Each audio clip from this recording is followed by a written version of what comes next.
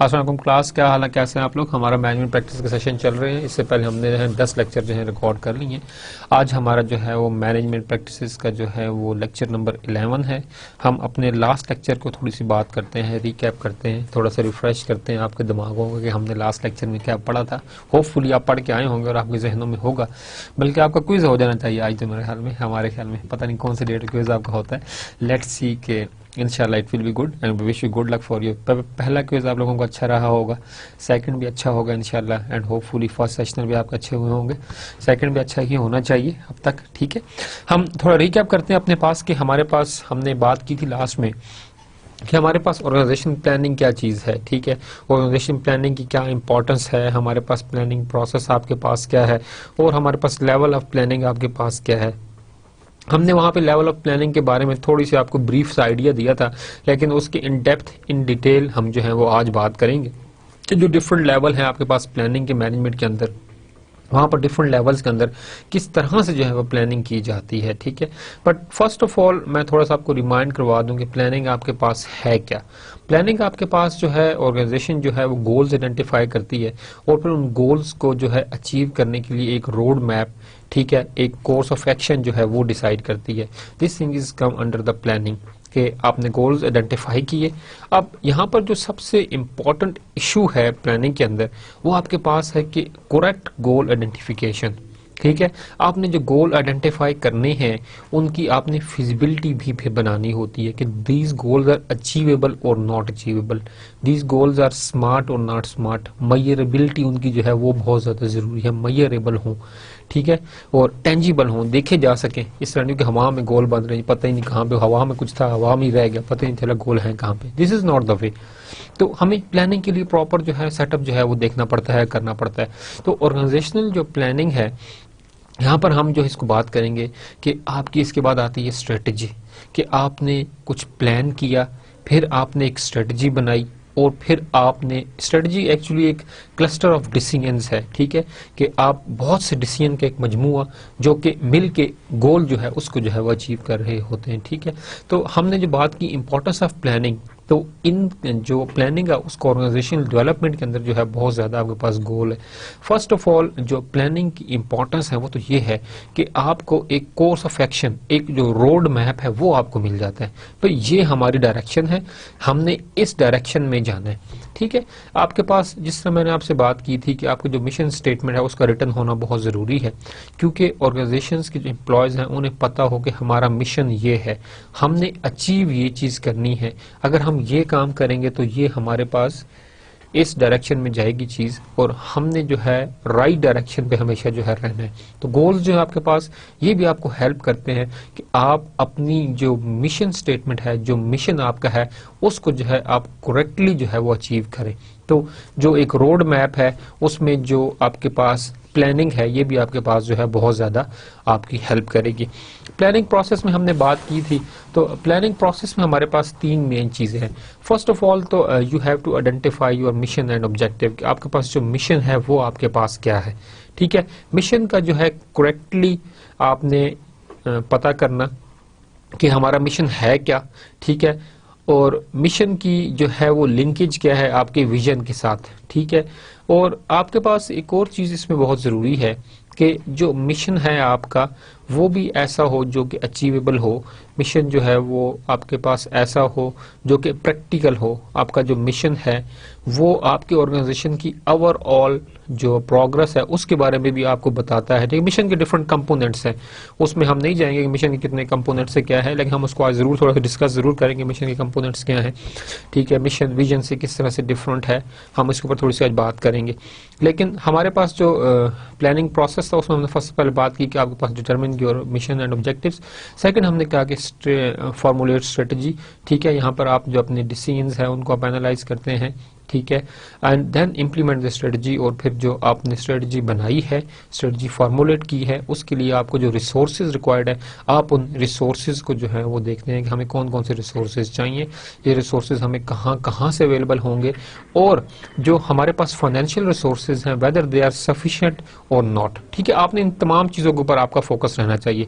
तो जो हमारा आज का लेक्चर होगा, हम आज के लेक्चर में जो फोकस करेंगे वो हमारे पास होगा डिटर्मिनिंग द मिशन एंड गोल, कि आपने एक जो मिशन स्टेटमेंट जो आपने देखनी है, जो मिशन आपका है, उसको आपने किस तरह से बनाना है, मिशन स्टेटमेंट कैसी होती है, मिशन स्टेटमेंट की कैरेक्टरिस्टिक्स आपके पास क्या होती हैं, एंड व्हाट इज एक्चुअली गोल, गोल आपके पास क्या चीज है, हम उसको जरा इन डिटेल इन डेप्थ हम देखेंगे। स्ट्रेटजी फार्मूलेशन हमने पहले बात की, स्ट्रेटजी फार्मूलेशन क्या है, लेकिन यहाँ पर हम जो है इसको तमाम corporate level, division, business strategy, हम इसको यहाँ बात करेंगे कि स्ट्रेटजी एक्चुअली जो है फॉर्मुलेट होती कैसे है, ऑर्गेनाइजेशन के अंदर जो है स्ट्रेटजी फार्मूलेशन का क्या तरीकाकार है, क्या पैटर्न्स है, हम इसको इन डेप्थ बात करेंगे। Then we should discuss about the corporate level strategies, corporate level strategies कैसी होती हैं, लॉन्ग टर्म होती हैं, शॉर्ट टर्म होती हैं, उनकी कैरेक्टरिस्टिक्स आपके पास क्या होती हैं, ठीक है, उसके अंदर मेजर कौन सी चीजें रिक्वायर्ड है, मेजर एक्टर कौन है आपके पास कॉर्पोरेट लेवल स्ट्रेटजी में, स्ट्रेटजीज बनाता कौन है, हम इसके बारे में आपको जो है वो ब्रीफ के साथ साथ डिटेल जो है डिस्क्रिप्शन भी प्रोवाइड करेंगे। Then we should discuss about international policy, that each and every organisation they are striving for the profit, they are striving for the market share. So what is the international strategy, आप international strategy competitive environment के अंदर जो है आपके पास strategy जो है कितनी fruitful हो सकती है। So let's start with our today's lecture. हमारे पास फर्स्ट ऑफ ऑल हम बात करेंगे determining mission and goals. This is the first step of planning process and accomplished by defining the business, and second part B is establishing major goals. अब यहाँ पर दो important चीजें हैं। This is the first most, you are going to launch a venture now, ठीक है, बिल्कुल आप नए बिजनेस स्टार्टअप के अंदर हैं, तो जो उसमें फर्स्ट एंड मोस्ट जो फंडामेंटल चीजें आपके पास वो आपके पास दो हैं। First of all you have to define your business, seek to identify our customer and the needs we can and should satisfy, this also pinpoint competitors. अब यहाँ पर आपके पास स्ट्रेट फॉरवर्ड सी स्टेटमेंट दी है यहाँ पर कि first of all you should identify your customer, what are the customer needs and how you should identify those needs. First of all answer these 3 question. आपको जो है आपके कस्टमर्स के बारे में पता चल गया, अगर अब उन कस्टमर्स की नीड्स क्या हैं, अब आप नीड्स तो बहुत से होंगे, एक आप हैं, आपकी कितनी ज़्यादा नीड्स होती हैं, अब but the business you are in, अगर आप एक गारमेंट्स के अंदर हैं, गारमेंट्स का बिजनेस आप कर रहे हैं, तो being a manager at the government industry, आपका जो फोकस है वो गारमेंट्स के ऊपर होगा कि इस कस्टमर की गारमेंट्स की रिक्वायरमेंट क्या है, कौन सा स्टाइल है, कौन से डिजाइन है, एज इनकी कितनी है, किस तरह के ये हैं, कल्चर के लिहाज से अपने ड्रेस का कलर या वट एवर आपके पास रिक्वायरमेंट है, डिजाइन है, ठीक है, वो सारी चीजें मैनेज करना, ये एक आपके पास बेसिक इन्फॉर्मेशन है उस कस्टमर के बारे में, उस कस्टमर की क्लॉथिंग हैबिट्स के बारे में, वो कस्टमर जहां रह रहा है उसके क्लाइमेट के बारे में, ये तमाम इन्फॉर्मेशन। और the thing is that how we are going to satisfy his needs, जो कस्टमर है उसकी नीड्स को सेटिस्फाई किस तरह से करना है, this is the most important question. अब यहाँ पर आपने अपना बिजनेस आइडेंटिफाई किया, आपने कस्टमर आइडेंटिफाई किए, आपने कस्टमर सेटिस्फेक्शन के लिए जो रिक्वायरमेंट्स है वो आपने आइडेंटिफाई की, but the most important thing is that here you also pinpointed the competitors, कि जो आपके कंपीटिटर्स हैं वो कौन है। देखिए आपने जब मार्केट में जाएंगे आप अकेले नहीं होंगे, ठीक है, मार्केट में जो है वो आपके पास कंपीटिटर जरूर होंगे। आपके कंपीटिटर्स कौन है, वो लोग जो आप जैसा ही प्रोडक्ट बना रहे हैं, या वो लोग जो कि आपके जो प्रोडक्ट की जो कैरेक्टरिस्टिक्स हैं, जो खूबियां हैं, वो खूबियां किसी और प्रोडक्ट के अंदर भी हैं। Mean this is substitute product. Substitute product आपके पास कौन से होते हैं कि वो आपसे महंगी भी हो सकते हैं, आपसे सस्ते भी हो सकते हैं, बट जो आप जो काम करता है, आपका प्रोडक्ट जो काम करता है, वो प्रोडक्ट भी आपके पास वही काम करते हैं, ठीक है, बट मतलब नाम डिफरेंट है, ब्रांड डिफरेंट जो भी आपके पास है, सो वो आपके पास कहलाते हैं सब्स्टिट्यूट प्रोडक्ट। और ऑफ कोर्स वो आपकी मार्केट शेयर को जो है वो कैप्चर करते हैं और जरूर जो है वो खराब करते हैं आपके पास। तो यहाँ पर हमने जो है वो दो चीजों के ऊपर हमारा फोकस है। फर्स्ट ऑफ ऑल हमने कहा डिफाइन द बिजनेस, हमने बिजनेस अपना डिफाइन किया, हमने कस्टमर अपने आइडेंटिफाई किए, हमने कस्टमर की नीड्स और वांट्स आइडेंटिफाई की, and then how we are going to satisfy those needs and want, हमने इसके ऊपर अपना जो है वो क्राइटेरिया सेट किया। बट इसके साथ साथ आप जो है अपने जो कंपीटिटर्स हैं उनको भी जो है आप जो है वो सॉर्ट आउट करें, उनकी भी आप जो है वो लिस्ट जो है मैनेज करें। पार्ट बी हमारे पास है एस्टेब्लिशिंग मेजर गोल्स, के सेट और establish major goals, state who will compete in the business, ठीक है। First thing should stretch the organization into the new heights. Goal must be realistic and have time period in which they have been achieved. Establish the major goals. आपने अब अपना business तलाश कर लिया, customer आपने ढूंढ लिए, आपने अपने कम्पिटिटर्स भी ढूंढ लिए। Now the next task is to establish your goals, कि आपके बिजनेस के गोल क्या है। In the goals you have to state that who will compete in the business, ठीक है, कि आपने हु विल कम्पीट, के कौन जो है वो बिजनेस में जो है वो कम्पीट करेगा। Should stretch the organisation to new heights, of course जब आप अपने कंपटीटर्स आइडेंटिफाई कर रहे हैं और आप अपने लिए एक नई मंजिल और नई डायरेक्शन सेट कर रहे हैं, तो ऑफ कोर्स कि ये आपके लिए एक नया वेंचर है और एक न्यू हाइट्स हैं आपके लिए डिस्कवर करने के लिए, क्योंकि you are new in the market. आपने अपने कस्टमर्स आइडेंटिफिकेशन, अपने कंपटीटर से जो आपका जो कंपटीशन है वो भी आपके पास है। अब क्या स्ट्रेटजीज बनाते हैं, क्या गोल्स बनाते हैं, यहाँ पे आपके पास सब कुछ जो है वो आपको एक बिल्कुल ही नई डायरेक्शन में लेकर जाएगा। Goals must be realistic, but यहाँ पर एक चीज जो फोकस करने वाली है, जो हमने लास्ट लेक्चर में भी बहुत ज्यादा इसके ऊपर फोकस किया, कि ऐसे गोल ना बनाएं कि जो हवाओं में हो। आपके पास गोल का जो क्राइटेरिया है वो आपके पास स्मार्ट का है, ठीक है, SMART, smart. Smart of course आप इंट्रोडक्शन मैनेजमेंट कोर्स में आपने ये चीज जरूर देखी होगी। The goal must be specific, जो आपके पास गोल हो वो स्पेसिफिक हो, जनरल ना हो। जनरल आपके पास जो है वो ऑर्गेनाइजेशन के अंदर कुछ चीज नहीं होती। प्लान आपके पास, प्रोग्राम आपके पास जनरल होता है, प्रोजेक्ट आपके पास या प्लान जो आपके पास वो स्पेसिफिकली आपके पास होते हैं। सिमिलरली गोल्स भी आपके पास क्या होते हैं, वो स्मार्ट होते हैं, ठीक है, स्पेसिफिक होते हैं। आपके पास जो गोल हैं मैयरेबल होते हैं, सबसे बड़ी चीज कि हम उन्हें मैयर कर सकते हैं, वो क्वांटिफाई हो सकती हैं गोल, ठीक है, उसके अंदर एक्टिविटीज हैं वो क्वांटिफाइबल होती हैं, हम उसी चीज को मैयर आप जो है वो आपके पास कर सकते हैं, ठीक है। आप कहें जी हार्ड वर्किंग, अब हार्ड वर्किंग क्या चीज है, ये एक कंसेप्ट है, इसको कैसे मैयर करेंगे। Number of hours work daily, कितने घंटे काम करता है। तो आपने देखा कि अगर वो 24 घंटों में से 15 से 18 घंटे काम करता है, इट्स मीन के यार ये वाकई हार्ड वर्क है, इतना ज्यादा काम करता है। तो ये आपने क्वांटिफाई किया उस हार्ड वर्क को, ठीक है। तो इस तरह के आपके पास क्वांटिफाइबल ये ऑपरेशनलाइजेशन का कंसेप्ट है, इसको हम अभी नहीं यहाँ पे डिस्कस करना चाह रहे, लेकिन हम ये बात करेंगे जो गोल्स आपके पास स्पेसिफिक हो, मैयरेबल हो, अचीवेबल आपके पास उनका होना जरूरी, ठीक है, रियलिस्टिक उनका होना जरूरी। और then the last thing is the time bounded, आपके पास जो भी गोल्स हैं उनका जो है वो रिलेटेड टू टाइम, कि जो आपका गोल है वो कितने अरसे में पूरा हो जाएगा, वो लॉन्ग टर्म गोल है, वो इंटरमीडिएट गोल है, वो शॉर्ट टर्म गोल्स है। ये हमने लास्ट टाइम गोल की कैरेक्टरिस्टिक्स देखी सारी कि वो किस तरह का गोल है, ठीक है, कॉर्पोरेट लेवल का गोल है, बिजनेस लेवल का गोल है, फंक्शनल लेवल का गोल है, उस गोल की क्या डिस्क्रिप्शन आपके पास क्या है, फिर टाइम उसका क्या है, मैयरेबल होना चाहिए। तो ये तमाम चीजें आपके पास जरूरी हैं। यहाँ पर हम बात करें मिशन स्टेटमेंट की। मिशन स्टेटमेंट हमारे पास एक रिटन डिक्लेरेशन होती है, ठीक है, जो कि बताती है कि what business we are in, ठीक है, हमारा बिजनेस क्या है, ठीक है, और हमारी जो करंट पोजीशन है वो आपके पास क्या है, ठीक है। करंट स्टेटस ऑफ बिजनेस आपको जो है उसकी मिशन स्टेटमेंट से जो है वो आपको पता चलेगा। हम यहाँ पे आपसे शेयर कर रहे हैं दो कंपनीज की mission statement. First of all is the फौजी सीमेंट, ठीक है, आपके पास जो है पाकिस्तान के अंदर सीमेंट इंडस्ट्री है, अस्करी है, फौजी है, कोहाट है, पता नहीं कितने कितने सीमेंट है आपके, मैपल है, सो मैनी, ठीक है। हम जो है फौजी सीमेंट फैक्ट्री के जो मिशन स्टेटमेंट है वो आपसे शेयर करेंगे। देन AT&T, हमारे पास AT&T एक टेलीकम्युनिकेशन कंपनी है, ठीक है, वर्ल्ड वाइड है। हम इसको देखते हैं कि हमारे पास की इन्होंने अपने जो मिशन स्टेटमेंट है उनको उन्होंने किस तरह से लिखा हुआ। अब आपने गौर ये करना है इस मिशन स्टेटमेंट के अंदर कि ये किस तरह से अपने आप को, मतलब कि करंट क्या बताते हैं, इनकी प्रेफरेंसेस क्या हैं, ये क्या बनना चाहते हैं, मतलब ईच एंड एवरीथिंग ये अपने मिशन स्टेटमेंट आपके पास एक्चुअली में जो है डिस्क्रिप्शन या डिटेल्स होती हैं आपके पास विजन स्टेटमेंट की। ये आपके पास एक्चुअली विजन स्टेटमेंट किस तरह से अचीव हो जाएगी, ठीक है। हम जो है वो मिशन स्टेटमेंट देखते हैं। While maintaining its leading position in the quality of cement, maximise profitability through reduced cost of production and enhanced market share. यहां पर देखें दो चीजों के ऊपर फोकस है। First of all you have to maximise the profit and you have to enhance, you have to increase your market share.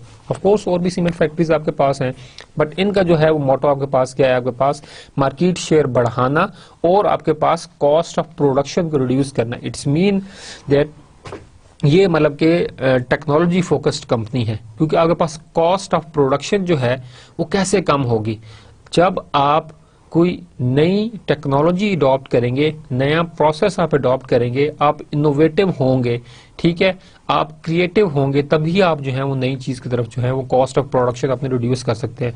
Otherwise आपके पास जो प्लांट जो है वो ओल्ड होता है, उसकी डिप्रिसिएशन कॉस्ट आपके पास है वो बढ़ती है, तो कॉस्ट बढ़ती है, कम नहीं होती। But they are specifically focus on reducing the cost of production and enhance market share. Another thing, they want to maximise the profitability. अब इन्होंने प्रॉफिटेबिलिटी भी अपनी मैक्सिमाइज करनी है, कॉस्ट ऑफ प्रोडक्शन भी रिड्यूस करनी है। It's mean that they are technology focused and enhance market share. तीन चीजें इन्होंने करनी है and still they want to achieve these three thing while maintaining its leading position। Market के अंदर अपनी लीडिंग पोजीशन को भी इन्होंने जो है वो बरकरार रखना है। they want to keep their competitive edge, but they are not compromising on the profitability। they also want to reduce the cost। एक और चीज देखें आपके पास इनके मिशन स्टेटमेंट के अंदर, रिड्यूस कॉस्ट ऑफ प्रोडक्शन। अगर आपकी कॉस्ट ऑफ प्रोडक्शन रिड्यूस हो रही है तो क्या आपकी जो ओवरऑल कॉस्ट है वो डिक्रीज होगी या इंक्रीज होगी? देखिए ना, आप कॉस्ट ऑफ प्रोडक्शन, आप मेरी बात समझ रहे होंगे कि अगर आप जो है वो कॉस्ट ऑफ प्रोडक्शन को रिड्यूस करेंगे तो जो मार्केट के अंदर जो आपकी सीमेंट की कीमत है जो, ठीक है, वो भी आपके पास क्या होगी? कम होगी। जब आपके पास मार्केट में आपकी सीमेंट की कीमत कम होगी, क्वालिटी भी उसकी अच्छी होगी, तो आपके पास लास्ट वाला ऑब्जेक्टिव इट्स सेल्फ आइडेंटिफाई आपके पास हो जाएगा, ठीक है। It's mean that you are enhancing the market share, ठीक है। कॉस्ट ऑफ प्रोडक्शन डिक्रीज कर रहे हैं, ओवरऑल जो इसकी कॉस्ट है सीमेंट की वो आपके पास ऑटोमेटिकली रिड्यूस हो रही है, ठीक है। विद टाइम कीमतें बढ़ती हैं, लेकिन आप क्योंकि प्रोडक्शन के ऊपर फोकस कर रहे हो कि प्रोडक्शन कॉस्ट गिरा रहे हो, इसलिए आप अपनी जो कीमत है उसको आप जो क्या करोगे, उसको आप स्टेबल रखोगे, उसको आप मेंटेन रखोगे। प्रॉफिटेबिलिटी तो ऑफकोर्स आगे बढ़ेगी जब आपके पास मार्केट शेयर आपके पास बढ़ेगा। सो this is what about the फौजी सीमेंट। आप देखिए कि आपको मिशन स्टेटमेंट पढ़ने के बाद you got an perfect idea. अच्छा, ये करने जा रहे हैं, इनका ये मोटो है, इनका फोकस जो है वो जो है किस तरफ है? इनका जो फोकस तो मैक्सिमाइजेशन ऑफ प्रॉफिटेबिलिटी की तरफ है, but they also looking to reduce the production cost, ठीक है। तो ये तमाम चीजें you have to look into it. AT&T, we are directed to being the world best at bringing people together. Of course communication है तो bring people together, connecting people, and of course एक इनका काम है। Giving them easy access to each other and to the information and services they want and need anytime, anywhere। अब देखें यहाँ पर giving them easy access to each other, ठीक है, एक दूसरे तक आपकी रसाई जो है उसको आसान बनाया जाए, and to the information and services they want and need. Information and services जो आपको चाहिए, GPRS आपको चाहिए, SMS पैकेज चाहिए, कॉल रेट्स आपको लो चाहिए, आपको इंटरनेशनल जो है वो फैसिलिटी कॉल की वो आपको चाहिए, इंटरनेशनल कॉल रेट के आपको packages, what ever you needed it will be provided any time anywhere. ना सिर्फ इस जगह पर बल्कि कहीं पर भी, ठीक है। They are not only thinking in one country, they are trying to expand their network. जहां पर भी आप हों, आपको AT&T की जो सर्विसेज हैं वो आपके पास जो हैं वो आपके पास अवेलेबल हों। तो आप देखेंगे मिशन स्टेटमेंट के अंदर it's totally about the customer attraction, ठीक है। You are more focusing on the attraction of your customer. आप कस्टमर अपना अट्रैक्ट करना चाहते हैं, आप मार्केट के अंदर शेयर गेन करना चाहते हैं, but on the other and आप अपने कस्टमर को फुली जो है वो फैसिलिटेट भी करना चाहते हैं। हमारे पास नेक्स्ट टॉपिक है वो है स्ट्रेटजी फॉर्मुलेशन के ऊपर। स्ट्रेटजी फॉर्मुलेशन जिस तरह हमने बात की थी कि you have to formulate a strategy. आपके पास क्या है? Manager analyse the current situation to develop strategies achieving the mission. जिस तरह हमारी लास्ट लेक्चर को हम थोड़ा सा रिकैप करवाता हूं मैं आपको कि लास्ट लेक्चर में हमने कहा था कि first of all you set the goals. आप अपने जो गोल्स हैं वो सेट करते हैं। गोल्स एक्चुअली आपके पास जो हैं वो मिशन स्टेटमेंट को अचीव करने के लिए बनाए जाते हैं, ठीक है। अब जब आपने मिशन स्टेटमेंट को अचीव करने के लिए अपने कुछ गोल्स बनाए, ठीक है, तो उन गोल्स को अचीव करने के लिए आप क्या करेंगे? आप स्ट्रेटजी जो है वो फॉर्मुलेट करेंगे, ठीक है। स्ट्रेटजी फॉर्मुलेट करने के बाद आप उस स्ट्रेटजी को इंप्लीमेंट करेंगे। अब यहाँ पर जो बात की जा रही है कि manager analyse the current situations to develop strategies achieving the mission. आपके पास स्ट्रेटजीज बनी, उससे जो गोल्स थे वो अचीव हुए ओवरऑल, और उससे आपके पास क्या वो ऑब्जेक्टिव जो है, सॉरी मिशन जो आपके पास, वो आपके पास अचीव हुआ। स्वॉट एनालिसिस आप प्लानिंग टू आइडेंटिफाई, अब जो आपके पास ऑर्गेनाइजेशन में डिफरेंट टूल्स यूज किए जाते हैं, ठीक है, स्ट्रेटजी फार्मुलेट करने के लिए। यहाँ पर एक टूल को डिस्कस किया जा रहा है, आपके पास और भी डिफरेंट टूल्स हैं जो मैनेजमेंट प्रैक्टिस के अंदर आपके पास हैं, वो मैं आपसे शेयर करूंगा, ठीक है। अब जो यहाँ पर एक टूल यूज किया जा रहा है वो हमारे पास है स्वॉट एनालिसिस। स्वॉट एनालिसिस के ऊपर जो है वो काफी ब्रीफ डिस्कशंस हमारी हो चुकी हैं, हम इसको थोड़ा सा देखते हैं कि हमारे पास स्वॉट एनालिसिस यहाँ पर जो है स्ट्रेटजी फार्मुलेशन में किस तरह से ऑर्गेनाइजेशन की जो है वो हेल्प करता है। फर्स्ट ऑफ ऑल जो स्वॉट एनालिसिस हमारे पास है, इसके दो हमारे पास कंपोनेंट्स हैं। फर्स्ट ऑफ ऑल इसका जो कंपोनेंट है वो हमारे पास है ऑर्गेनाइजेशन का इंटरनल कंपोनेंट, ठीक है। वो हमारे पास क्या है, वो हमारे पास है ऑर्गेनाइजेशनल की स्ट्रेंथ और ऑर्गेनाइजेशन की वीकनेसेस। ये जो है ऑर्गेनाइजेशन का इंटरनल कंपोनेंट है। जो इसका सेकंड कंपोनेंट है वो हमारे पास है ऑर्गेनाइजेशन का एक्सटर्नल कंपोनेंट। इसके अंदर हमारे पास जो चीजें कवर होती हैं वो हमारे पास होती हैं कि आपके पास जो एक्सटर्नल अपॉर्चुनिटीज हैं और एक्सटर्नल इन्वायरमेंट में जो आपके पास जो है वो थ्रेट्स है, ये दोनों चीजें जो आपके पास यहाँ पर जो है वो कवर होती हैं। Organisation strength and weaknesses, strength mean manufacturing ability, marketing skills vary from organisation to organisation. आपकी जो फाइनेंशियल स्ट्रेंथ है कि आप फाइनेंशियली बहुत स्टेबल हैं, आपके एसेट्स बहुत ज्यादा है, ठीक है, करंट एसेट्स आपके बहुत ज्यादा हैं जो कि एकदम आपके पास सेलेबल हैं और आपको एकदम आपको जो है वो मनी जनरेट करते हैं, तो ये आपके पास फाइनेंशियल स्ट्रेंथ है। अगर आपके पास टेक्नोलॉजिकल है, आपको टेक्नोलॉजिकली आप साउंड है, आपके पास ऑर्गेनाइजेशन के अंदर न्यू टेक्नोलॉजी है, तो it's mean that you are technology आपकी स्ट्रेंथ है, ठीक है।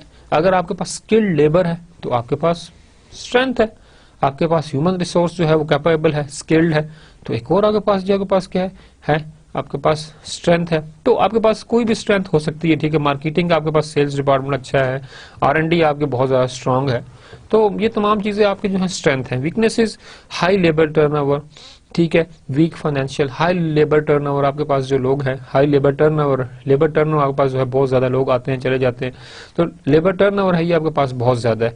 लो फाइनेंशियल्स, आपकी जो फाइनेंशियल क्रेडिबिलिटी है, ठीक है, वो अच्छी नहीं है, ठीक है, बैंक से लोन आपने बहुत ज्यादा लिए हुए हैं, आप फाइनेंशियली इतने साउंड नहीं है, देन दिस थिंग अगेन आपके पास क्या है, आपके पास ये मतलब कि एक प्रॉब्लमेटिक चीज है जो आपके पास जो है इंफॉर्मेशन उसको जो है आपके पास कर सकती है। तो ऑर्गेनाइजेशन अपनी जो है वो स्ट्रेंथ को जो है वो हमेशा जो है वो कैटर करती है और देखती है और ट्राई करती है आपके पास कि अपनी स्ट्रेंथ को जो है वो बढ़ाया जाए।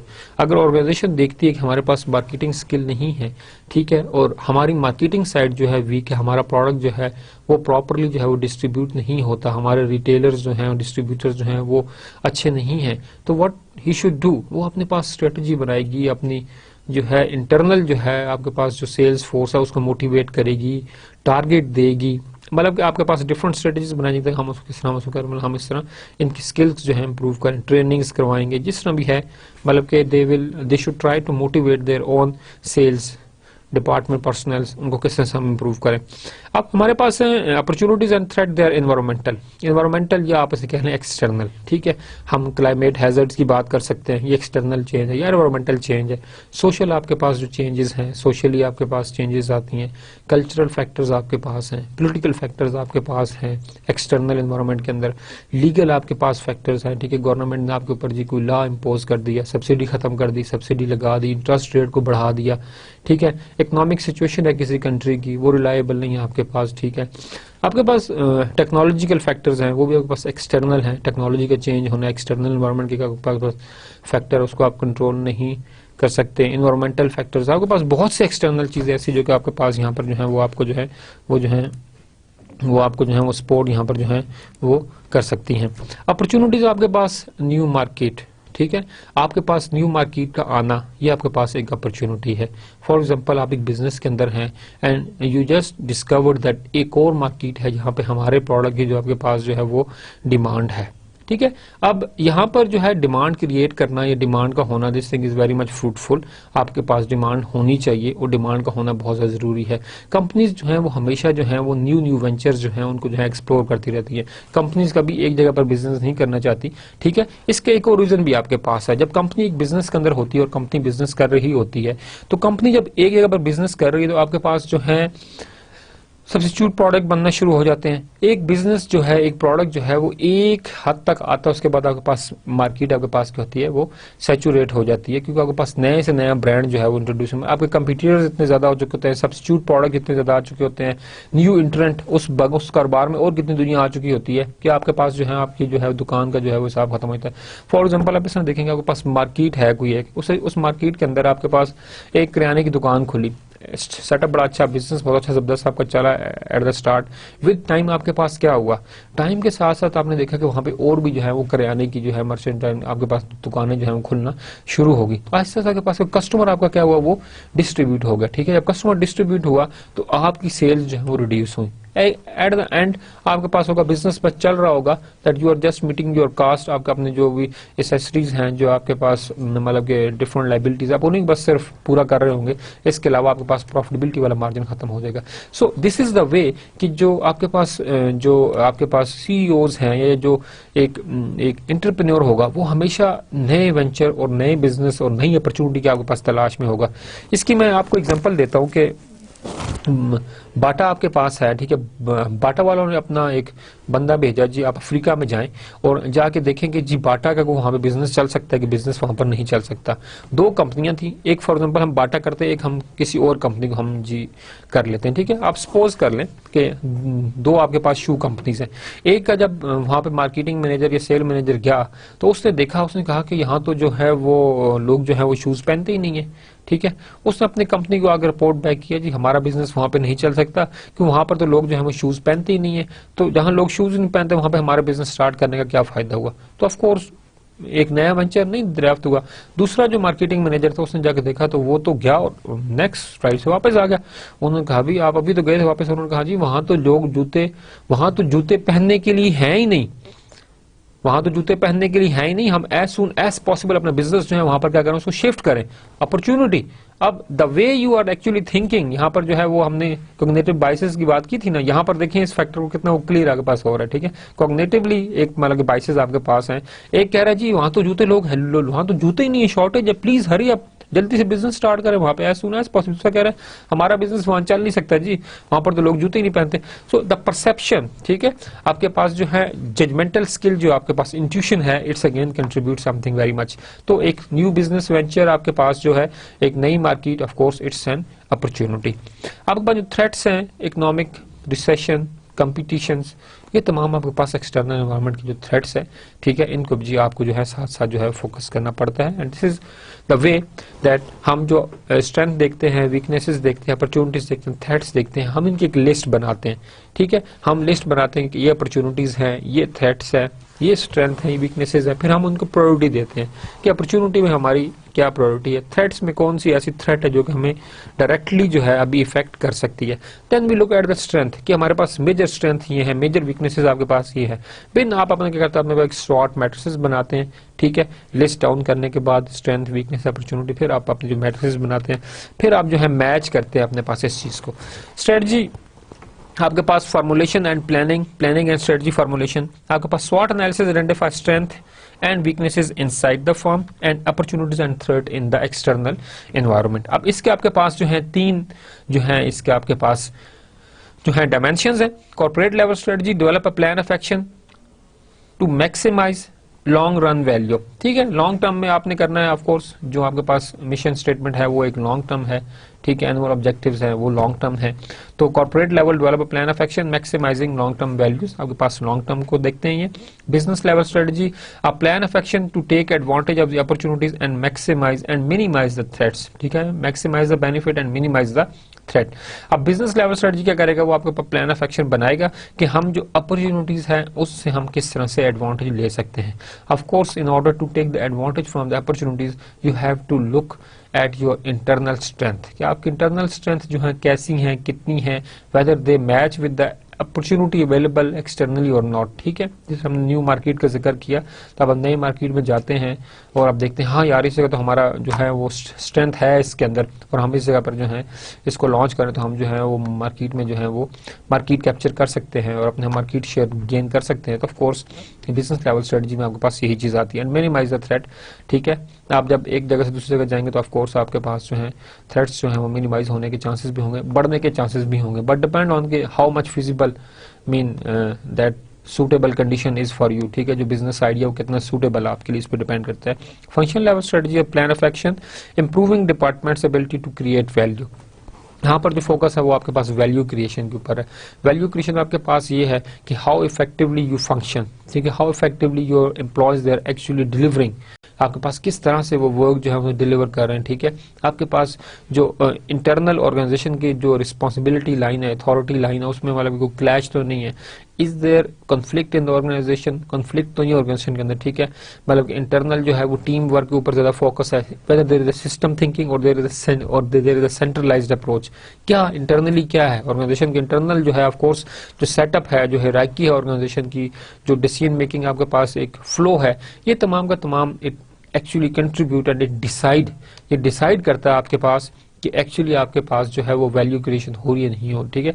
सो the system thinking approach, the group work, ठीक है, द प्लानिंग, ठीक है, the way you are implementing the strategy, active goals, measurable आपके पास गोल्स, ठीक है, टाइम बाउंड, आप टाइमली सब कुछ कर रहे हैं, ठीक है, coordination between the teams, coordination between the department, organisation synergy, ये आपके पास वैल्यू क्रिएशन का आपके पास एक सोर्स है। हम अगर कॉर्पोरेट लेवल स्ट्रेटजी को देखें, हम इसमें आपके साथ एग्जांपल शेयर करेंगे, इज अ सिंगल बिजनेस, ठीक है। First of all corporate level strategy concentrate in a single business. वो आपके पास कॉर्पोरेट लेवल स्ट्रेटजी एक सिंगल बिजनेस के ऊपर जो है फोकस करती है। आपके पास अगर एक ऑर्गेनाइजेशन है और वो डिफरेंट बिजनेसेस के अंदर है, तो हर एक का जो है वो business unit, corporate business unit जो है वो अलग होगा, और हर बिजनेस का, ठीक है, हर स्पेसिफिक बिजनेस का जो एक कॉर्पोरेट यूनिट वो आपको अलग। फॉर एग्जांपल आप सोप भी बनाते हैं, आप जो है शैम्पू भी बनाते हैं, आप जो है टूथपेस्ट भी बनाते हैं, तो हर एक का जो कॉर्पोरेट बिजनेस यूनिट है वो आपके पास क्या होगा, अलग होगा, and that corporate unit focus is on a single business. McDonald focuses in the fast food business. McDonald आपके पास एक सिंगल एंटिटी है, एक कॉर्पोरेशन है, उसका फोकस आपके पास क्या है कि fast food delivery and fast food जो आपके पास बिजनेस है उसका जो है मैकडोनल्ड आपके पास जो है वेरी वेल रिनोन नेम आपके पास है। Can become very strong but can B risky, ठीक है, कि आप सिर्फ और सिर्फ एक बिजनेस के अंदर ही हैं। It's of course very strong कि आपका अगर नाम है, आपकी ब्रांड वैल्यू आपके पास है, तो आपके पास जो है no doubt it has strong impact, but can be a risky. लेकिन अगर आपके पास उस बिजनेस के अंदर कंपिटिटर्स भी हैं, फॉर एग्जांपल मैकडोनल्ड आपके पास है, ठीक है जी, आपके पास किंग बर्गर है, ठीक है, डिफरेंट आपके पास आपको वेराइटीज जो है वो मिल जाती है, KFC आपके पास है, आपके पास डिफरेंट ऐसी चीजें हैं जो कि ऐसे प्रोडक्ट्स हैं या ऐसे ऐसे जो आपके पास सब्स्टिट्यूट है जो कि सेम बिजनेस के अंदर हैं। तो नो डाउट मैकडोनल्ड अपनी स्ट्रेंथ उसकी है, लेकिन अगर उसके कंपटीटर्स अवेलेबल आ जाते हैं और कंपटीटर्स जो है वो उनका जो प्रोडक्ट है वो इससे भी अच्छा है, तो of course it can be a risky. लेकिन एक चीज तो फॉर श्योर है कि अगर आपके पास सब्स्टिट्यूट प्रोडक्ट जो है वो आपकी मार्केट आपके ब्रांड नेम को खराब नहीं करते, बट एटलीस्ट आपके जो मार्केट शेयर है उसको तो जो है वो कम करते हैं, आपकी जो प्रॉफिटेबिलिटी है उसको तो जो है वो रिड्यूस करते हैं, ठीक है। ये तो आपके फैक्टर आपके पास है। Diversification, organisation move into new businesses and services, ठीक है। अब इसमें एक स्ट्रेटजी आपके पास ये है कि अगर आपके पास एक बिजनेस यूनिट के अंदर है और आप एक ही बिजनेस कर रहे हैं, तो of course it may B a risky, आपके पास रिस्की हो सकता है। तो इसमें जो स्ट्रेटजी अप्लाई की जा सकती है इसमें आपके पास ये है जो वो हमारे पास है डाइवर्सिफिकेशन, कि आप क्या करें कि आप move into a new businesses, कि आप एक मैकडोनल्ड तो है, आप एक फास्ट फूड में है, बट इसके साथ साथ जो है आप जो है किसी और बिजनेस में भी जो है वो अपना स्टार्ट करें, ठीक है। मतलब कि आपके पास मतलब कि माइकल स्टीवन के आपके पास जो एक कोटेशन उनमें हमारे पास एक ये है कि do not put all the eggs in one basket, do not put all the eggs in one basket, के तमाम अंडे एक जगह पर एक बास्केट में न रखें। Mean you are going to make investment but invest differently, हर पैसा एक ही जगह पर आप जो है उसको डंप ना करें, बल्कि डिफरेंट जो है जगहों पर आप जो है उनका करें, उनको मतलब आप डंप करें और डिफरेंट जगहों पर आप क्या करें, मतलब अपने पैसे को जो है आप जो है वो इन्वेस्ट करें, ठीक है। अब हमारे पास डाइवर्सिफिकेशन तो आप करें, आप नए बिजनेसेस वेंचर ओपन करें, of course it is very fruitful, but एक चीज का आपने फोकस करना है कि whether you are looking for the related diversification, कि आप जो बिजनेस स्टार्ट करने जा रहे हैं whether it is relevant with your own business, ठीक है। फॉर एग्जाम्पल आप पहले जो थे बर्गर बनाते थे, ठीक है, अब फॉर एग्जाम्पल फास्ट फूड में आपने जो है वो क्या थे, बर्गर थे। अब आपने क्या किया, आपने मतलब के साथ जो है वो फ्रेंच फ्राइज भी जो है स्टार्ट किया, उसके साथ जो आपने चिकन है, फ्राइड चिकन जो है वो भी आपने स्टार्ट किया, इसके साथ आपने क्या किया, मैकडोनल्ड अंदर आपने जो पिज्जा है वो भी आपने जो है स्टार्ट कर दिया। तो अब एक रिलेटेड कैटेगरी में जो फास्ट फूड के जो डिफरेंट आपके पास है उसी के अंदर क्या कर रहे हैं आप, मतलब के खुद को जो है वो आगे की तरफ मूव कर रहे हैं। तो that thing comes under the related diversification. Unrelated diversification totally into a new business. McDonald वाले क्या करें जी, मैकडोनल्ड वाले जो है वो टूथपेस्ट बनाना शुरू कर दें, टोटली अनरिलेटेड। टूथपेस्ट का फास्ट फूड के साथ क्या लेना देना मेरा भाई, ठीक है, it's a different business. So unrelated मतलब हमारे पास क्या हुआ कि आप बिल्कुल नए बिजनेस के अंदर जो है वो चले जाए, totally different from the business you are in. और रिलेटेड डाइवर्सिफिकेशन हमारे पास क्या है कि उसी से मिलता जुलता फास्ट फूड आप बना रहे हैं, आप क्या करेंगे, आप जो है पिज्जा बनाना स्टार्ट कर दें। तो आपके पास ये क्या कि रिलेटेड डाइवर्सिफिकेशन है। बिजनेस नया है, आपने नया काम शुरू किया है, but it is related to your previous business, so this is related. हम रिलेटेड की डेफिनेशन देखते हैं। Firms diversifies in similar areas to build upon existing divisions. क्या आप नए एरिया में जाते हैं but it is build upon the existing divisions, जो एग्जिस्टिंग डिवीजन है उसके ही जो है वो बेसिस हैं। इसमें हमारे पास जो कंसेप्ट है सिनर्जी का है। सिनर्जी हमारे पास एक आम जुबान में अगर हम बात करें तो डिपार्टमेंटल कोऑर्डिनेशन आपके पास है। ऑर्गेनाइजेशंस के अंदर जो सिनर्जी होती है, जब डिफरेंट डिपार्टमेंट्स मिलके कोऑर्डिनेट होकर को काम करते हैं, और ऑर्गेनाइजेशन में ऐसा ही होता है कि एक चीज दूसरे पर डिपेंडेंट आपके पास होती है, ठीक है। फॉर एग्जाम्पल आपके पास जो है वो आपने जो है वो रिजल्ट जो है वो अपलोड करना है, तो रिजल्ट अपलोड करने के लिए आपको जो है वो हेल्प जरूरत होगी किसकी, आईटी डिपार्टमेंट की, ठीक है। आईटी डिपार्टमेंट इक्विपमेंट परचेज करना है तो उसको जरूरत होगी आपके पास प्रोक्योर डिपार्टमेंट की, ठीक है। अगर प्रोक्योर डिपार्टमेंट ने कोई चीज परचेज करनी है तो they need finances from the finance department. अगर फाइनेंस डिपार्टमेंट ने आपको कोई फाइनेंसेस देने हैं तो they need approval from the administration. आपने देखा कि तमाम के तमाम चीजें आपस में क्या है, लिंक्ड है। तो this thing is called organisation synergy. के ऑर्गेनाइजेशन के जो आपस में सिनर्जी है वो होना मतलब कि बहुत ज्यादा आपके पास जो है वो जरूरी है। तो हम जो यहाँ पर बात कर रहे हैं आपके पास, हम बात कर रहे हैं कि synergy, two divisions work together to obtain more than the sum of each separately. एक और एक कितने होते हैं आपके पास, 2 होते हैं, 11 होते हैं? चले सोच लें, आप अच्छी तरह सोच लें, आपके पास टाइम है। एक और एक 2 होते हैं या एक और एक 11 होते हैं? जी हाँ, एक और एक 11 होते हैं, एक और एक 2 नहीं होते। हम 1+1 की बात नहीं कर रहे, हम एक और एक की बात कर रहे हैं, ठीक है। एक और एक के पास 11 होते हैं। यहाँ पर हम कर रहे क्या है कि हमने 2 डिवीजन ओपन किए हैं। लाइक हम जैसे कहा कि मैकडोनल्ड फास्ट फूड में है, मैकडोनल्ड अपना फास्ट फूड बर्गर भी बेचे, बट उसके साथ क्या करे, पिज्जा भी आपके पास कर ले। Now these 2 divisions, pizza division and fast food जो आपके पास बल्कि बर्गर डिवीजन है, they are contributing together in the same organisation. जो प्रॉफिटेबिलिटी है वो दोनों पार्ट्स की मिलके एक ही ऑर्गेनाइजेशन को आपके पास क्या कर रही है, वो बेनिफिट दे रही है। तो ओवरऑल आपके पास जो है वो कॉर्पोरेट लेवल पे जो है आपके पास जो है वो बेनिफिट जा रहा है। यहाँ पे डिवीजन आपके पास जो है वो डिफरेंट है and you are in the same business. Unrelated diversification by business in new areas. आप मतलब के कोई बिजनेस स्टार्ट करें या कोई एक्वायर करें totally in new area, built a portfolio of unrelated firm to reduce risk or trouble in one industry, very hard to manage. Of course, build portfolio of unrelated firms to reduce risk or trouble in one industry.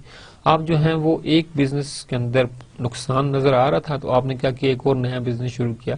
तो you are building your portfolio but in unrelated businesses. So अगर आप जो हैं वो एक business के अंदर हैं, फॉर एग्जांपल आप अगर जो है वो मैकडोनल्ड की एग्जांपल मैं लूँ फास्ट फूड में, और उन्होंने साथ पिज़्ज़ा बनाना शुरू कर दी, तो वहाँ पर भी चिकन चाहिए आपको बर्गर बनाने के लिए, और यहाँ पर भी पिज़्ज़ा के लिए भी आपको जो है वो चिकन जो है वो क्या आपके पास जो है वो रिक्वायरमेंट आपके पास है।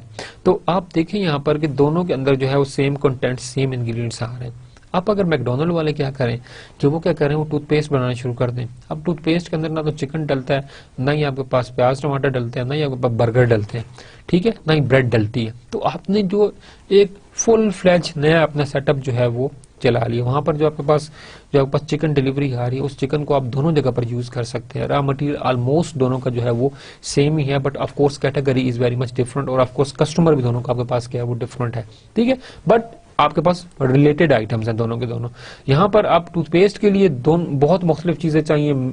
इवन आप एक और चीज को देखें कि रिलेटेड डेवलपमेंट में आपकी जो स्किल्स हैं वो भी आपको वही चाहिए। मशीनरी भी शायद आपकी थोड़ी बहुत अपडेट हो, मशीनरी भी आपको जो है एक छोटा सा नया प्लान लगे, वही आपकी वर्क फोर्स जो है ट्रेंड होगा, आपको उस जगह पर भी है काम कर सकती है। यहाँ पर आपको लेबर भी नहीं चाहिए, एडमिनिस्ट्रेशन भी नहीं चाहिए, रॉ मटेरियल भी आपको नया चाहिए। So of course it is very much difficult to manage two different businesses, ठीक है। आप अपना पोर्टफोलियो तो बिल्ड कर रहे हैं, बिजनेस के अंदर है, इसके अंदर भी है, but it is very hard to manage two different firms. आपके पास जो है चीज़ें जो हैं वो मैनेज करना इतना आसान आपके पास यहाँ पर नहीं रहेगा। जो हमारे पास इंटरनेशनल स्ट्रेटजी है उसमें हम अगर बात करें हमारे पास, तो इसमें हमारे पास जो है वो हमारे पास है to what extent do you customise product and marketing for different national condition. अब फर्स्ट ऑफ ऑल तो मैं थोड़ा सा आपको यहाँ क्लियर करते चलूँ कि what is meant by customisation. Customisation आपके पास ये है कि आपके पास डिफरेंट वेबसाइट्स हैं, आप वहाँ पर जाते हैं तो आप कहते हैं जी कि ये प्रोडक्ट है, इस प्रोडक्ट में आप अपनी मर्जी का कलर भी ऐड कर सकते हैं, अपनी मर्जी का, फॉर एग्जाम्पल बच्चियों की आप अगर कभी वेबसाइट्स हमने देखी हो, बारबी डॉल्स की होती है, तो उसमें आप बच्ची जो डॉल है उसके बाल भी चेंज कर सकते हैं, उसके आप जो हैं वो कपड़े के ऊपर जो डिफरेंट डिजाइन है वो आप चेंज कर सकते हैं, बालों के जो रिबन्स है वो भी आप डिफरेंट चेंज कर सकते हैं, उनके आई शेड्स, उनके वट एवर, मतलब आप उसको कस्टमाइज कर सकते हैं। प्रोडक्ट को आप अपनी मर्जी से जो है वो एडजस्ट कर सकते हैं। अब यहाँ पर यह है तो how much extent, how to what extent do you customise product and marketing for different, जो आपका प्रोडक्ट है वो कितना कस्टमाइज है कि आपके पास वो डिफरेंट कल्चर्स के अंदर जो है वो एक्सेप्टेबल है, ठीक है। फॉर एग्जांपल आप गारमेंट्स के अंदर हैं, तो जो गारमेंट्स पाकिस्तान के अंदर रिक्वायरमेंट है, ठीक है, क्या यही गारमेंट्स आपके पास यूएसए, यूके, इन जगहों पर आपको ये सेम गारमेंट चल जाएगी? ऑफ कोर्स कल्चरल कंस्ट्रेंट है यहाँ पर। जो आपके पास ड्रेसेस NWFP में या KPK में पहने जाते हैं वो शायद आपके बलूचिस्तान या कराची में नहीं पहने जाते, ठीक है। हमारे प्रोविंसेस के अंदर जो कल्चरल कंस्ट्रेंट हैं, जो डिफरेंट कल्चर्स हैं, उनके डिफरेंट आपके पास जो है रिक्वायरमेंट है, डिफरेंट उनकी जो है वो क्लॉथ्स हैं, डिफरेंट हैबिट्स हैं, ठीक है, डिफरेंट मतलब कि आदात, हर एक फैक्टर आपके पास जो है एक्ट करता है। तो आपने देखना है कि जो आपका प्रोडक्ट है ये कितना कस्टमाइज है। फॉर एग्जांपल आप मैकडोनल्ड को देखें, ठीक है, मैकडोनल्ड जो है फॉर एग्जांपल आपके पास जब बाहर कंट्री से बनता है तो शायद आपके पास मैकडोनल्ड में चिकन के साथ साथ कुछ और भी आपके पास जो है हलाल जो चीजें नहीं हैं उनको भी यूज किया जाता होगा, ठीक है। लेकिन जब पाकिस्तान के लिए आप मैकडोनल्ड की बात करेंगे तो you only use chicken, you customise your product according to the national culture of Pakistan, ठीक है। तो जिस कल्चर में आप रह रहे हैं, जिस कल्चर में फॉर एग्जाम्पल पोर्क को अच्छा समझा जाता है, वहां शायद आपके पास मैकडोनल्ड में आपको पोर्क भी आपको शायद वो मतलब मिल सकता है। बट जहां पर नहीं है, नेशनल कल्चर अलाउ नहीं करता, जहां पे हलाल हराम का फैक्टर है, तो वहां शायद आपके पास जो है वो चीजें ये वाली यूज नहीं होंगी। तो how to what extent is your product customised, आपका प्रोडक्ट कितना कस्टमाइज्ड है कि वो डिफरेंट नेशंस के अंदर उसकी एक्सेप्टेंस है। फॉर एग्जाम्पल आप कोक को देखें, आप पेप्सी को देखें, आप ड्यू को देखें, लुक एट द कस्टमाइजेशन, क्योंकि कस्टमाइजेशन है कि यही प्रोडक्ट जो पाकिस्तान में बन रहा है, जो क्वांटिटी चीजें जो आपके पास हैं, बाहर पूरी दुनिया के अंदर सेम यही आपके पास प्रोडक्ट है। दिस इज द कस्टमाइजेशन कि आपके पास each and every person in the world getting the same product, ठीक है। And there is no mean cultural constant, कुछ भी ऐसी चीज उसमें वो यूज नहीं कर जिसमें आपके पास जो है आपको डिफरेंट कल्चर्स के लिए डिफरेंट चीजें जो है वो तैयार करना पड़े, ठीक है। सो हमारे पास यहाँ पर जो आपके पास है, first of all we have two different strategies. First of all we have a global strategy, ठीक है। Global strategy mean a single standard product and marketing approach is used in all the country. Single standard product is good, क्या आपके पास like Pepsi की example दी, but strategy, marketing strategy ये हर country में सेम नहीं यूज की जा सकती। यहाँ पर अगेन हमारे पास कल्चरल बैरियर्स हैं, ठीक है। आपके पास जो है शायद प्रोडक्ट की करेक्टरिस्टिक्स सेम हो, प्रोडक्ट का स्टैंडर्ड जो है वो सेम हो, but marketing strategy it may be different, then it is called global strategy आपके पास। Standardisation provides for lower cost, ठीक है, ignore national differences that other can address. अब जो डिसएडवांटेज हमारे पास है कि standardisation provide for the lowest cost, ठीक है, आप स्टैंडर्डाइजेशन प्रोवाइड कर रहे हैं किसके ऊपर, आपके पास लोएस्ट कॉस्ट के ऊपर। सेकंड फैक्टर आपके पास क्या कि you are ignoring the national differences then others can address. अगर आप कोई नेशनल एक फैक्टर है उसको आप नहीं एड्रेस कर रहे तो जो दूसरे कंपटीटर्स हैं वो सब्स्टिट्यूट प्रोडक्ट के साथ उसको क्या करेंगे, आपके पास एड्रेस करेंगे। मल्टी डोमेस्टिक स्ट्रेटजी आपके पास क्या है कि product and markets marketing are customised for each country of the operation. Multi domestic strategy के मल्टी मैंने बहुत ज्यादा, डोमेस्टिक जिस जगह आप काम कर रहे हैं आप उसके हिसाब से क्या करें, अपने पास स्ट्रेटजी बनाएं। जिस कंट्री में आप ऑपरेट कर रहे हैं आप उस कंट्री के लिहाज से अपनी स्ट्रेटजी बनाएं। Customisation provide for the higher cost. अब जब ऐसे होगा कि हर कंट्री के लिए अलग अलग होगा तो फिर आपके पास जो है फैक्टर आपके पास क्या है, वो आपके पास कि आपको कॉस्ट हाई पड़ेगी, ठीक है। जबकि आप अगर ग्लोबल स्ट्रेटजी एक जैसी कस्टमाइजेशन तमाम के लिए तो फिर आपके पास कॉस्ट के आपके पास जो है लोग, पेप्सी को देखें आप पूरी दुनिया में आपको ऑलमोस्ट ऊपर नीचे कुछ सेंट्स का फर्क होगा, otherwise cost is everywhere it's same, ठीक है। अगर मल्टी डोमेस्टिक स्ट्रेटजी है फिर आपके पास कस्टमाइजेशन जो आपके पास है वो एक्सपेंसिव होगी।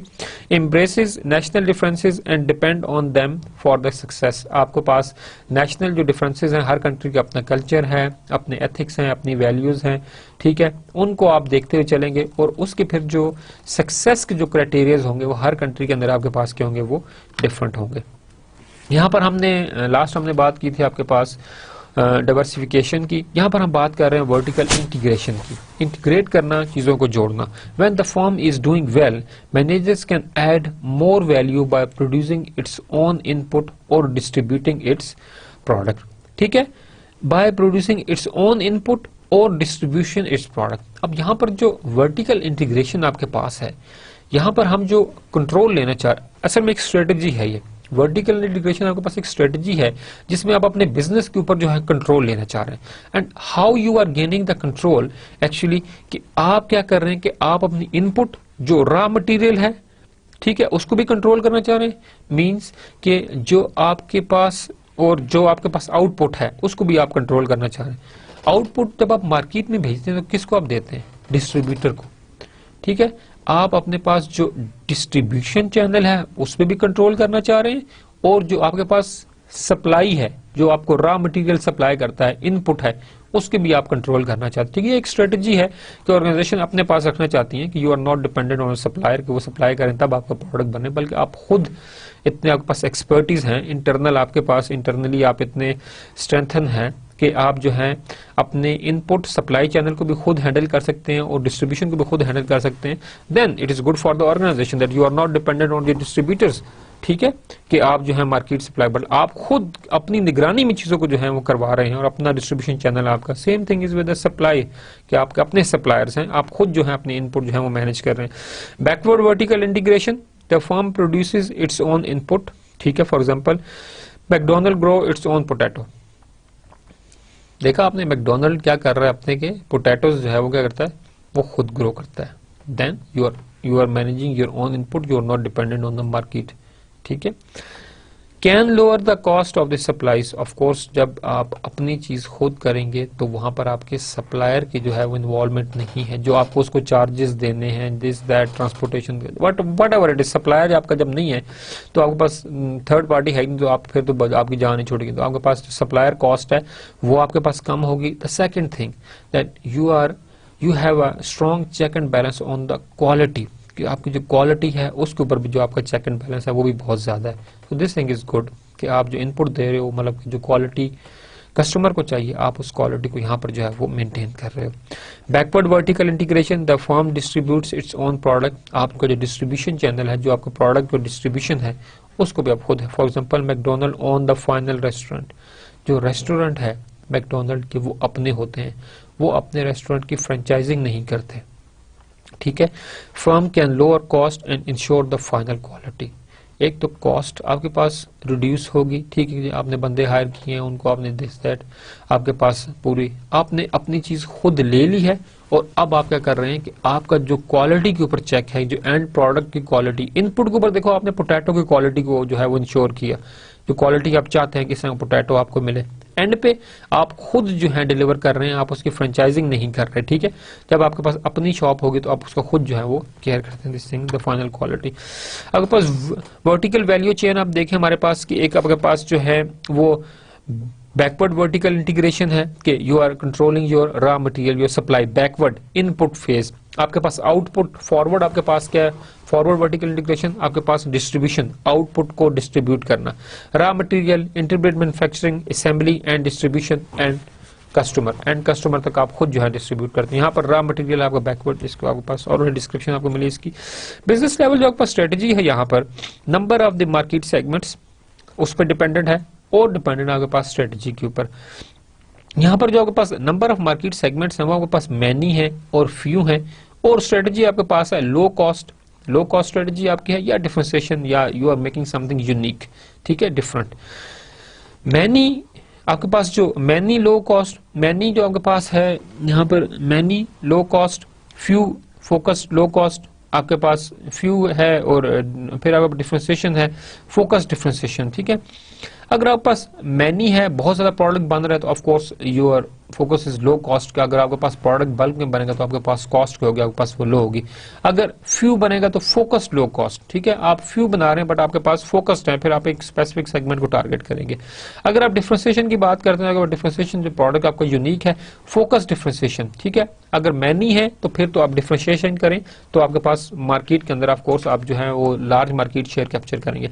बट अगर फ्यू कस्टमर्स हैं फिर आप फोकस डिफरेंशिएशन के, आप एक चीज फॉर फरारी तो वो स्पेसिफिक है, फोकस डिफरेंशिएशन है वो एक, ठीक है, कि उसके कस्टमर भी जो है फ्यू हैं, थोड़े हैं, और जो है फोकस्ड मार्केट है उसकी, वो हर एक के लिए फरारी नहीं बनाते। बिजनेस स्ट्रेटजी, ठीक है, इसकी बेनिफिट्स आपके पास है। फर्स्ट ऑफ ऑल इसकी जो है कॉस्ट आपकी लो करने में जो है बहुत ज्यादा जो है आपकी जो है वो हेल्प करती है। First of all gain a competitive advantage by driving down organisational cost, ठीक है। आपकी जो बिजनेस स्ट्रेटजी है वो हेल्प करती है कम्पिटिटिव एडवांटेज लेने में, और जब आप कम्पिटिटिव एडवांटेज लेते हैं तो आपके पास ऑर्गेनाइजेशन की जो कॉस्ट है वो लो होती है। लाइक अभी हमने देखा आपके पास कि हमने वर्टिकल इंटीग्रेशन की बात की कि आप जो है वो बैकवर्ड इंटीग्रेशन या फॉरवर्ड इंटीग्रेशन आप सप्लायर्स के ऊपर या आप डिस्ट्रीब्यूटर्स पे कंट्रोल कर रहे हैं, तो एक्चुअली आप क्या कर रहे हैं कि आप कम्पिटिटिव एडवांटेज भी ले रहे हैं, ठीक है, आप क्वालिटी भी अपनी इंप्रूव कर रहे हैं, and at the end you are just reducing the organizational cost as well.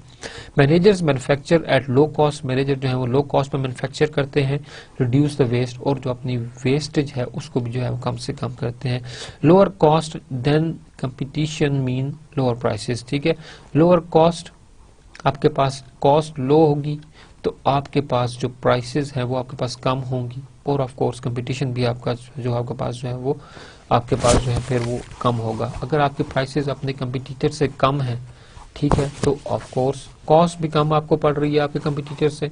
जब आपकी कॉस्ट आपके कंपटीटर से कम है तो ऑफ कोर्स मार्केट में जो प्राइस आपके प्रोडक्ट की वो भी आपके पास क्या होगी, लो होगी, और उसकी एक्सेप्टेंस जो है वो ज्यादा होगी।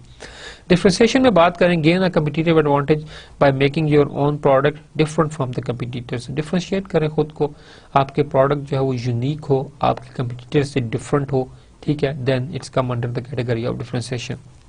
Differentiation must be valued by the customer, and this thing is very much acknowledged that a unique product, a differentiated product is always acceptable among all the customers. आपके पास, ठीक है, फरारी देखिए यूनिक प्रोडक्ट होता है और few customers के लिए बनते हैं, वो इतने एक्सेप्ट। BMW को देखें आप, ठीक है, mean each and everything perfect. आपके पास जो है यहाँ पर जो है डिफरेंशिएशन का जो है उसको दुनिया मानती है और उसके लिए कस्टमर की कोई कमी नहीं है आपके पास। Successful differentiation allow you to charge more for a product. Of course अगर आपके पास डिफरेंशिएशन है, आपके प्रोडक्ट में यूनिक कैपेबिलिटीज हैं, तो आप जो है ज्यादा चार्ज कर सकते हैं और कस्टमर उसके ऊपर रेजिस्ट नहीं करेगा, because in return he is getting something. आप फरारी के एक एक मॉडल की प्राइस देखें, ठीक है, आप it's really expensive, but लोग लेते हैं, ठीक है, why? Because differentiation, लोगों का स्टेटस सिंबल डिफरेंशिएशन, वो डिफरेंशिएट करना चाहते हैं खुद को दूसरों से, तो यहाँ पर जो है वो उनको हेल्प मिलती है। Stuck in the middle, it is difficult to simultaneously become differentiated and low cost. ये बहुत मुश्किल है कि आपकी वैसे आप ऐसी बिजनेस स्ट्रेटजी बनाना चाहते हैं कि आप डिफरेंशिएट यूनिक प्रोडक्ट किसी के पास भी नहीं है, वो क्वालिटी और वो खूबी और उसमें लो कॉस्ट भी होगी, these both things is very difficult to compromise, ये चीज थोड़ी सी मुश्किल हो जाएगी चीजें मैनेज करना. Firm also choose to serve the entire market or focus on a few segment. It's up to you कि आप एक पूरी मार्केट को जो है वो टारगेट कर रहे हैं या आप मार्केट के अंदर एक सेगमेंट को जो है टारगेट कर. Depend on the nature of the business and your financial condition और financial strength. Focused low cost. Try to serve one segment of the market but be the lowest cost in that segment. Market के एक segment को focus करना और फिर उस segment के अंदर भी you want to become and you want to provide the lowest cost possible. ठीक है. Cod company seeks to achieve this in large retail chains. This is an example you can service. आप search कर सकते हैं Cod company के बारे में. ठीक है. This example taken from the book. Focus diversification. ठीक है. Focus differentiated. आपके पास क्या है कि firms again seek to focus on one market segment but is the most differentiated in that segment. आप एक सेगमेंट में फोकस कर रहे हैं but now you are most differentiated one. BMW provide a good example. BMW car के अंदर, ठीक है, कार्स बनाती है सिर्फ, ठीक है, एक कार के सेगमेंट के अंदर जो है कार्स प्रोड्यूस करती है, लग्जरी कार्स, और उसके अंदर जो है वो डिफरेंशिएटेड भी है. ठीक है. उसकी कॉस्ट भी देखें आप. वो हमारे पास जो स्ट्रेटजीज हैं वो हमारे पास डिफरेंट लेवल के हमारे पास स्ट्रेटजीज हैं. हम फंक्शनल लेवल स्ट्रेटजीज के ऊपर बात करें अगर, तो हमने कॉर्पोरेट लेवल देखें, फंक्शनल लेवल के ऊपर, कॉर्पोरेट और बिजनेस लेवल देखा. हम बात करें फंक्शनल लेवल की स्ट्रेटजीज के ऊपर. Seek to have each department add value to good and services. Functional level के ऊपर हर डिपार्टमेंट के फंक्शन है कि वो कुछ ना कुछ वैल्यू ऐड करे, कुछ ना कुछ कंट्रीब्यूट करे. ठीक है. Towards the corporate level. Marketing, services, production add value to goods and services. Marketing है, सर्विसेज है, प्रोडक्शन है, हर फंक्शनल यूनिट जो है वो वैल्यू ऐड करे. आप देख सकते हैं. ठीक है. Value is added in two ways. Lower the operational cost of providing the value in the product. आप क्या करें, अपनी ऑपरेशनल कॉस्ट को क्या करें, कम करें. ठीक है. एक तो ये तरीका कार है. या add value to the product by differentiating. या आप अपने प्रोडक्ट को क्या करें, यूनिक बनाए, डिफरेंशिएट करें दूसरों से. फिर आपके पास डिफरेंशिएशन के थ्रू आपके पास क्या हो सकती है कि आपके पास जो है वो न्यू वैल्यू ऐड हो सकती है. Functional strategies must fit with business level strategies. जो आपके पास फंक्शनल लेवल स्ट्रेटजीज हैं, it must fit with the business level strategies and business level strategies must fit with the corporate level strategies. ये एक hierarchy है. Functional unit की जो achievement है वो इनपुट है बिजनेस यूनिट के अंदर, और बिजनेस यूनिट की जो अचीवमेंट है वो आपके पास इनपुट है कॉर्पोरेट लेवल के अंदर. So they all must be interlinked. Goals for successful functional strategies: attain superior efficiency, the measure for output for a given unit of input. जो आप इनपुट दे रहे हैं उसकी आउटपुट क्या है, उसकी मेजरमेंट जो है, this thing is very much important. ठीक है. attain superior efficiency.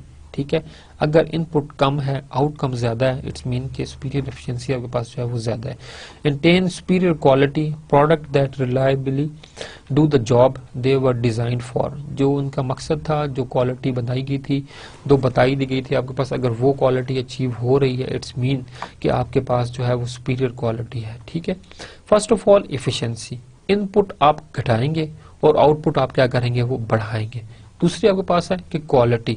जो क्वालिटी कस्टमर को बताई गई है, जो क्वालिटी कस्टमर के माइंड में है, वो quality you have to deliver. ठीक है. Attain superior innovation, new novel features about the product and processes. आपको अपना जो प्रोडक्ट देना है उसमें क्वालिटी के ऊपर आपने रिलाय नहीं करना. ठीक है. एफिशिएंसी, ये तो आपके पास एक मैन्युफैक्चरिंग इनपुट लेवल के ऊपर है कि अगर आप इनपुट कम देते हैं और आपके पास आउटकम ज्यादा है, इट्स मीन कि आपके पास जो प्रोडक्शन कॉस्ट है वो कम है. प्रोडक्शन कॉस्ट अगर कम है और क्वालिटी अच्छी है और आप उसके साथ नॉवल दे रहे हैं, तो आप मार्केट में जो है प्राइस को भी अपने जो है वो कंट्रोल में और जो है वो बैलेंस अपने पास कर सकते हैं. और अगर आपके पास प्रोडक्ट न्यू है, नॉवल फीचर्स हैं प्रोडक्ट के अंदर, तो ऑफ कोर्स फिर प्राइस डजंट मैटर. आपके पास प्राइस मैटर नहीं करता.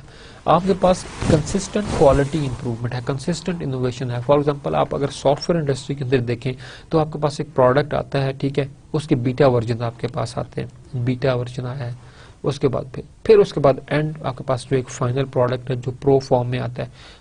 अब विंडो को आप देखिए. ठीक है. विंडो में आपके पास क्या होता है जी, कि आपके पास पहले विंडो आई, फिर विंडो के अंदर कोई प्रॉब्लम्स अगर उनको को मिलती हैं कंपनी की, तो वो क्या करते हैं सर्विस पैक 1। सर्विस पैक 1 आपके पास क्या करता है कि जो प्रॉब्लम्स हाईलाइटेड हैं उस विंडो के अंदर, जो बग्स हैं, उनको क्या करता है ओवरकम करता है। फिर कोई प्रॉब्लम आता है, कहते हैं सर्विस पैक 2। सर्विस पैक 2 जब आप इंस्टॉल करते हैं तो ऑलरेडी विंडो की जो एफिशिएंसी है वो आपके पास क्या होती है और आपके पास क्या होती है वो इन्हांस हो जाती है। So this thing attain superior innovation कि आप superior innovation जो है उसको आप रखें, इंटेन superior responsiveness to the customer, know the customer needs and fill them। ये आपके पास एक बहुत बड़ा फैक्टर है। प्रोडक्ट तो बना दिया जाता है, सब कुछ दिया जाता है, बट कस्टमर जो फीडबैक उसको एंटरटेन नहीं किया जाता है। तो जो एक अच्छी ऑर्गेनाइजेशन हैं वो क्या करती हैं कि कस्टमर फीडबैक को जो है वो बहुत ज़्यादा जो है एक्नॉलेजमेंट देती हैं और कस्टमर फीडबैक को जो है अपने प्रोडक्ट के अंदर जो है इनकलकेट भी करते हैं। I don't remember the name of the company, ठीक है, दुनिया में उन्होंने कुछ कार लॉन्च, टोयोटा और something, I sorry for that, मुझे नाम उनका क्लियर नहीं है, बट उन्होंने कंपनी किया कि कार्स अपने क्या कंपनी की है डिस्ट्रीब्यूट की, ठीक है। हजारों कार्स जो है वो मार्केट के अंदर चली गई। उनका प्रॉब्लम आया गियर के अंदर, ठीक है, कि गियर के अंदर जो थी वो कुछ इशू था। I am not technically strong with the cars, तो गियर कोई इशू था आपके पास। तो क्या किया गया उन्होंने कि जब उस इशू को रिपोर्ट हुआ, कस्टमर फीडबैक हुआ और बहुत ज्यादा क्लाइंट्स आपके पास क्या हुआ, वो एक प्रॉब्लम्स आना शुरू हुआ, तो व्हाट दे डिड, उन्होंने पूरी के पूरी जो मार्केट के अंदर जो कार जितनी सेल्स हुई थी वो उन्होंने सब की सब वापस उठाई और कस्टमर को उनके जो है पैसे जो है सबके सबके उन्होंने वापस किए। अब देखें कितना बड़ा लॉस है कि आपको इतनी गाड़ी ले रहे हैं आप, ठीक है, उसको अच्छे लाखों रुपए का वो एक मार्केट, आपको हजारों में गाड़ियां बिकी तो कितना बड़ा एक प्रॉफिट आपने अर्न किया, बट गाड़ी में प्रॉब्लम था। उन्होंने तमाम की तमाम गाड़ियां मार्केट से उठा ली, वो मार्केट में अपनी जो है वो एक बैड रेपुटेशन नहीं चाहते थे, ठीक है, मंगवाई, उन्होंने ठीक किया and then again the launch into the market, ठीक है। ये आप देखें आपके पास कि कस्टमर फीडबैक कितनी स्ट्रॉन्ग स्ट्रेंथ है। कस्टमर फीडबैक मिला, आपको प्रॉब्लम नजर नहीं, हमारे प्रोडक्ट में फ्लॉ है, आपने पूरे का पूरा प्रोडक्ट ही वापस बुला लिया, पूरी की पूरी मार्केट से आपने प्रोडक्ट उठा लिया और उनको जो है आपने उनकी जो कैश पेमेंट थी उनको वो रिटर्न कर दिया। दिस इज द थिंग, ठीक है। तो हम आज के लेक्चर की समरी देखते हैं कि हमने मिशन और गोल्स के ऊपर हमने बात की, मिशन स्टेटमेंट आपके पास क्या, हमने आपके साथ मिशन स्टेटमेंट शेयर की, फौजी सीमेंट की, AT&T की, देन हमने बात की स्ट्रेटजी फार्मूलेशन की, स्ट्रेटजी फार्मूलेशन के ऊपर हमने डिस्कशन रही काफ़ी हमारी। फिर हमने बात की आपके पास corporate level strategy, international strategy, फिर हमने जो है वो फंक्शनल लेवल स्ट्रेटजी को देखा। फंक्शनल स्ट्रेटजी में हमने कहा कि फंक्शनल लेवल स्ट्रेटजी होती है वो हमारे पास it's very much related with the हमारे पास जो है बिजनेस लेवल स्ट्रेटजी, और business level strategy is very much related with the corporate level strategy. जो हमारे पास नेक्स्ट लेक्चर है इसमें हमारे पास बहुत इंपॉर्टेंट जो है पोर्टर के जो है 5 फोर्स मॉडल है, इसको हम डिस्कस, माइकल पोर्टर आपके पास जो है इनका 5 फोर्स का मॉडल है, राइवलरी अमंग द ऑर्गेनाइजेशन इसका जो है फर्स्ट कंपोनेंट है, potential entrant, power of the supplier, substitute product and power of buyer. हमारे पास मार्केट किस इफेक्ट करती है, हम इस चीज़ को जो है हम देखेंगे। तो इंशाल्लाह ताला see you in the next lecture. अस्सलाम वालेकुम व रहमतुल्लाहि व बरकातुहू।